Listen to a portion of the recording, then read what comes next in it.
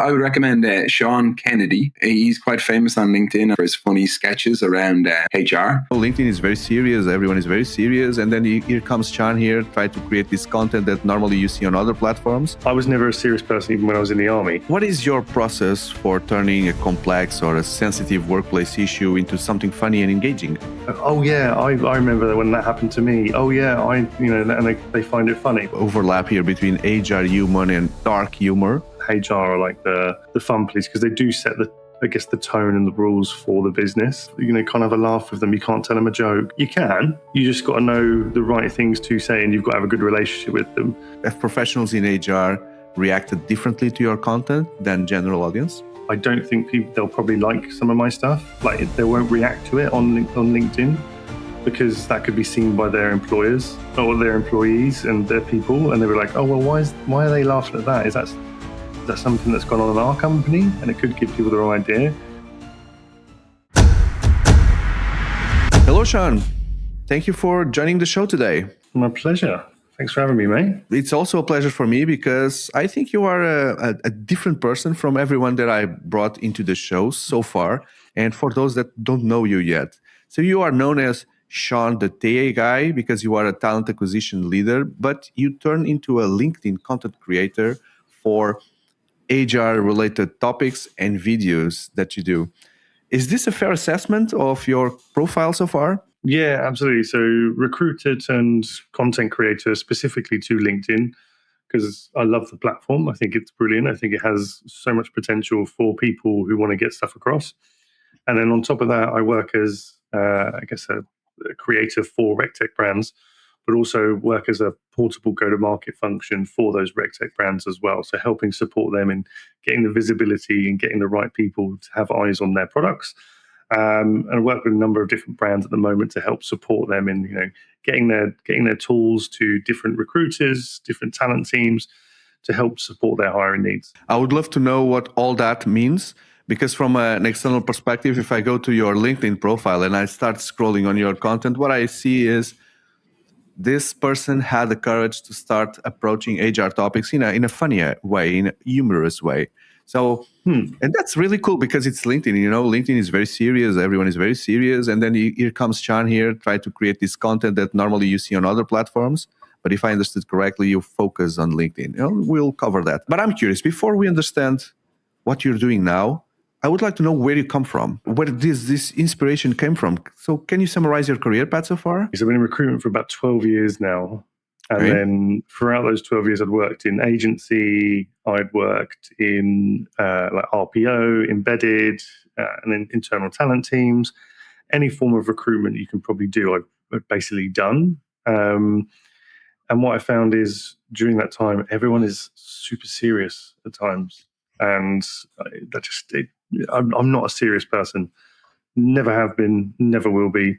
I was never a serious person even when I was in the army. Before I was a recruiter, I was a soldier. So really weird career transition there.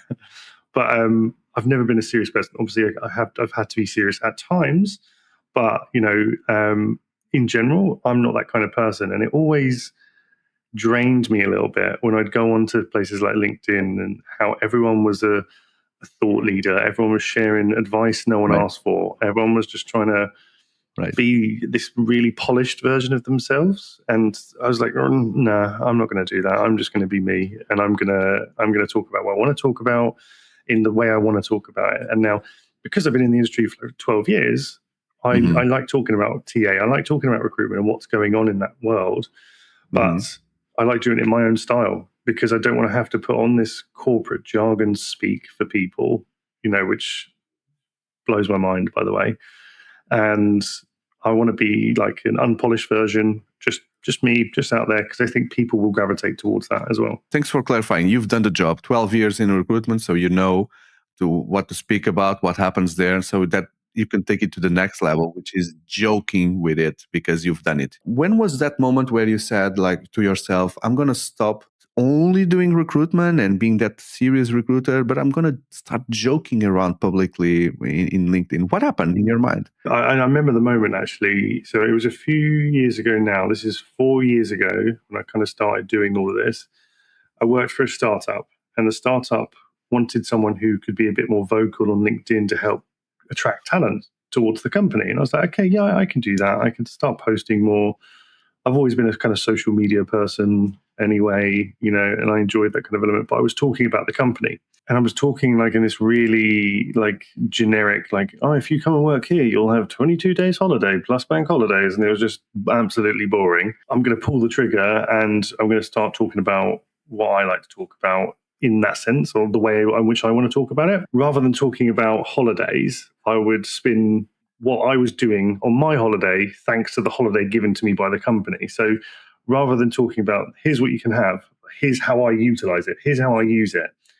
And the more I kept doing that, the more I kept finding that people were reacting better to when I was just being myself, when I was putting my own stuff up there, not trying to sell anyone on anything, I'm not trying to tell a story of someone else. When I started doing my own kind of thing, talking about how I do stuff, that's when it started to come more of a kind of passion project, really. And more people it built more traction than just like kind of talking about like perks and benefits and, the company mission and values and stuff like that. So that's when that was the flipping point for me. I was like, okay, cool, I'm going to continue to do this. And then I ended up just completely not doing anything about the company. I just kept focusing on my own stuff. What is your process for turning a complex or a sensitive workplace issue into something funny and engaging? I think it's finding out what's relatable to people. Sometimes there are topics that aren't particularly funny. So you have to find out like what's relatable first, what's a shared experience people have, and what's humorous about it. So how can you talk about it? How can you make like a witty comment? How can you make a punchline out of it? Mm-hmm. What you want to do is anytime I made a video, it was always in the guise that it had to be relatable to someone. So is it something someone's gone through that they found annoying? Is it something they've experienced that was funny and it's just an odd thing we all go through? Because I'm not a stand-up comedian or anything like that, although my plans for this year are to do some stand-up at one point. Cool. Yeah. We want to see that. Yeah. But like I've always been a bit better just kind of off the cuff thinking about like relating things to like stuff we've all done, which I guess is part of stand-up as well, like part of that kind of comedic sense you kind of bring to the videos and stuff. And that's people, oh yeah, I remember when that happened to me. Oh yeah, and they find it funny because it's stuff and no one says out loud. And that's what I kind of tend to lean into. That I say the stuff that people don't say out loud, but they are thinking about. So when someone's in a meeting talking about, giving all the corporate jargon, in one of my videos, I've put like, mate, what are you talking about? Like in like a sketch between, the different people in the boardroom and the person giving the corporate jargon. And people are just like, yeah, love that, because that's something I've always wanted to say to someone. That's something I've always wanted to shout across the boardroom. And then people like again, like relatability is king, and it just gets people to watch, gets people interested because it's a shared lived experience. Do you think that there's an overlap here between HR humor and dark humor? Yeah, there's a little bit because it's the HR world. They're HR, right? So typically they are sometimes the fun police. You have got to tiptoe around them, but because I don't work for like a company, I have my own company now. I'm the HR department, so I can say whatever I want and going to do whatever I want. But in the sense that I don't want to piss people off.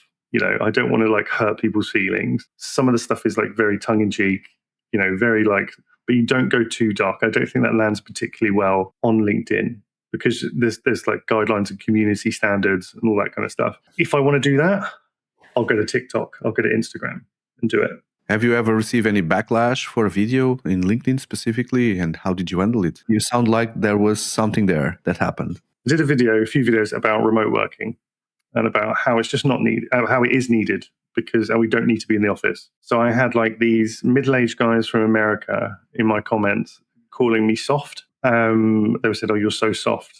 So then I used their comments to then create a video about how you should deal with negative feedback, tagging them in it, being like, "Hey guys, just so you're aware, these middle-aged white guys from America want me to be hard.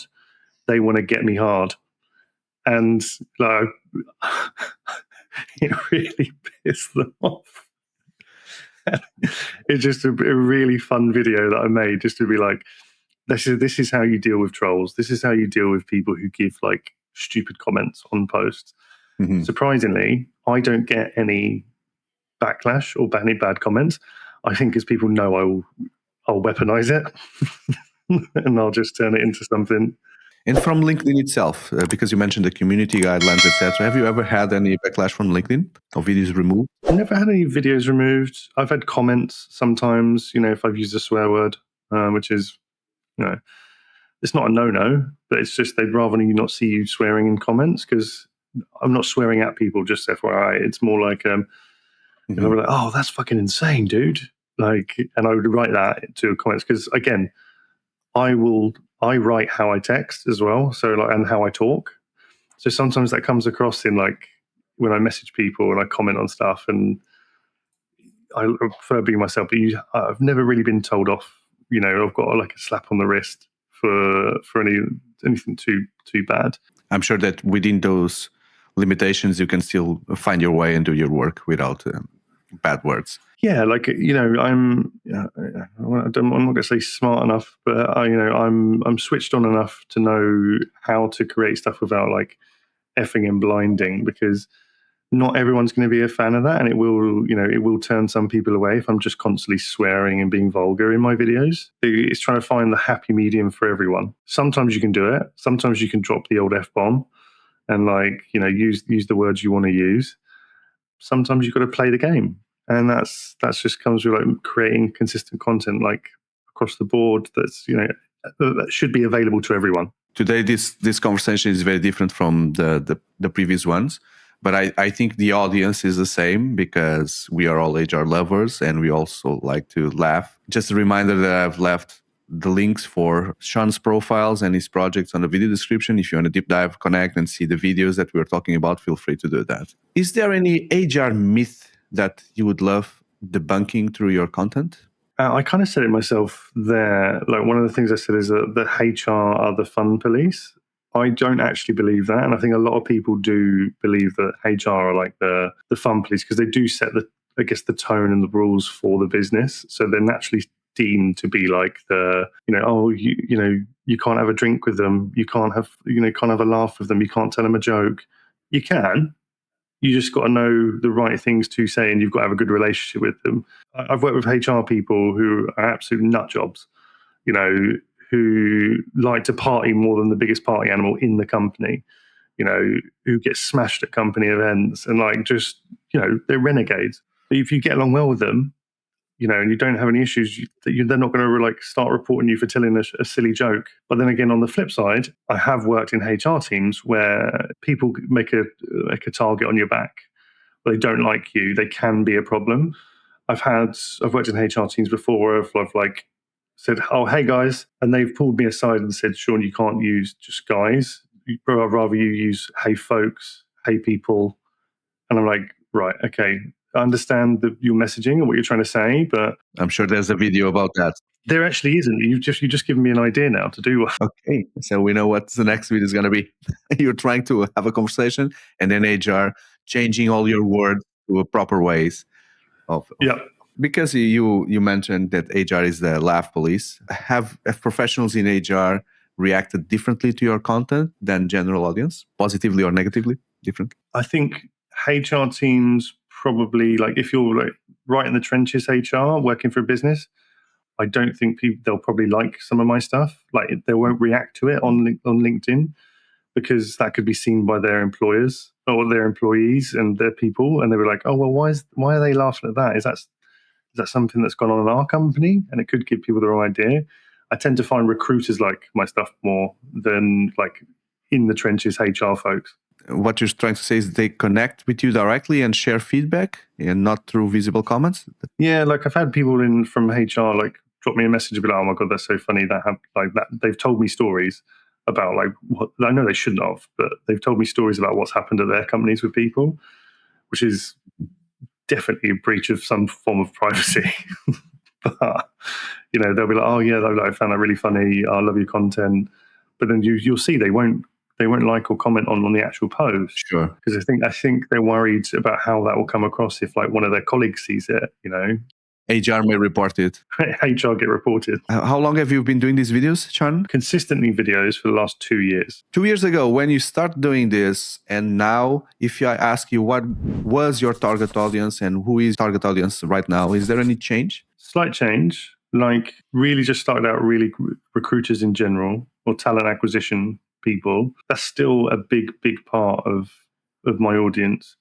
But like want to widen that up to like talent acquisition, HR, and business professionals, because I don't always just talk about like stuff that affects recruiters or HR teams. Sometimes I'll talk about stuff that affects everyone in the working world. So I want business professionals, people who work in offices, people who work in like corporate settings. I want those people to have eyes on my videos as well, just because I think it will relate to them also. I think the natural path for you, if you continue doing this, and I hope you do, is that you start widen the scope of the videos and the content that you do, and eventually you address the general public. That's the goal. Like one of the things I do want to start doing is a friend of mine, Yasser, he does this really cool video with a friend of his where he just goes out into the public and they do a thing called Guess My Salary. I know the one which is Guess My Job, the ladder job, but that's something different. That tune's going to be stuck in my head now all day, the Career Ladder song. That's really good, actually. I really enjoy that one. But yeah, they try to guess people's salaries, but they talk about like what they do, and sometimes they get it really wrong, sometimes they get it spot on. It's just nice how they interact with people just in a public setting. And I'm brave, but I'm just plucking up the courage to go out and do that. What would you do if you go into the street? It would be a guess my what? If I were to do it, I would ask people what's the most embarrassing story they've heard in an office, or like what's the funniest thing you've heard in an office, you've seen or heard in an office. And then I would then use that to then create more content off the back of it. Do you think humor helps people to better understand workplace issues? Yeah, for sure. You listen more when someone's telling you a joke or someone's telling you something funny that you actually have interest in. But you kind of tend to switch off during like a product demo or like a HR course, and all these kind of things. Just they're like death by PowerPoint.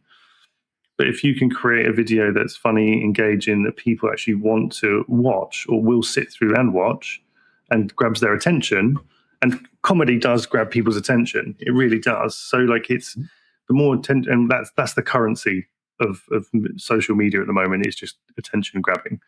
So I think if you can do that, that's the best way, in my opinion, to do it. But I'm biased, of course, because I do all the comedy stuff on LinkedIn. So has creating this content changed how you view workplace culture? Yeah, purely because I hear about so many different people's cultures now, like in their offices. So I try to speak to a lot of people around what they're going through at work, what they're experiencing. And my idea of company cultures is that there's so many different ones. There's so many traps you can fall into. There's so many great ones that you could discover, but there are just so many far and in between.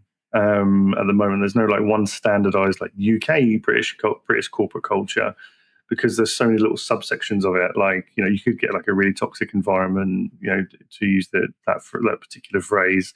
You could get a great one where it's remote working. Everyone's chilled. You can work wherever you want. There's no pressure from like senior stakeholders.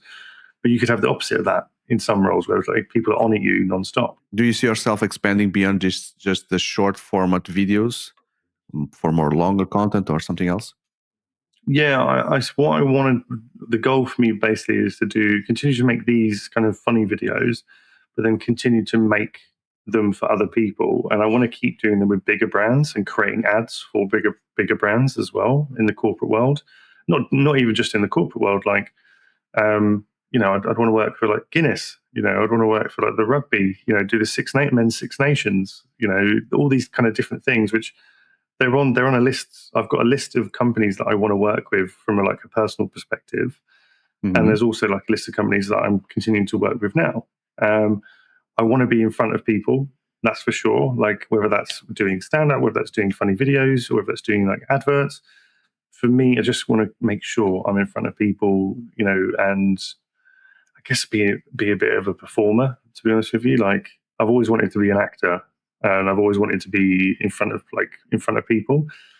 I'll be totally honest. I'm a massive attention seeker, and I take no shame in admitting that to people, because if it's not painfully obvious that I am, I'll let everyone know I'm a big little attention seeker. We are close to the end, Sean, and everyone that comes into the show, I like to ask for a recommendation. If they could recommend the next interesting guest, who would you like to recommend? Charlie Roper. He works for Dacia. He is running all these human-centered projects at the moment. Challenge accepted. It was a pleasure to get to know you a bit better, your story, and what are your goals with the content that you are creating.